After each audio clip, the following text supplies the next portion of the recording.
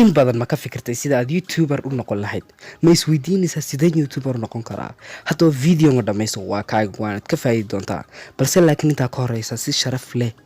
subscribe noogu saar oo nagu soo biir si uu kugu soo dhaco hadalba videoga aan soo gelino waad mahadsan tahay videogana like saar marka koowaad horta waa in ay kaa go'an tahay inaad youtuber noqonaysid midda labaad ayaa ah inaad kusii tashato faa'iido keliya maaha macal khasaare kaasoo gaari kara dhinaca youtube-ka midda saddexaad ayaa ah contentiga aad soo gelinayso dhinaca youtube-ka waa maxay waa inaad isweydiisaa maxaad ku fiican tahay maxaad soo gelin kartaa dhinaca youtube-ka ma filimba ma riwaayadba ma heesaa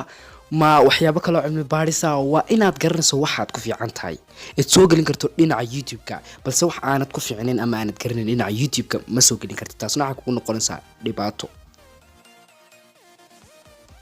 midda afraad ayaa ah in aad raadiso warbixino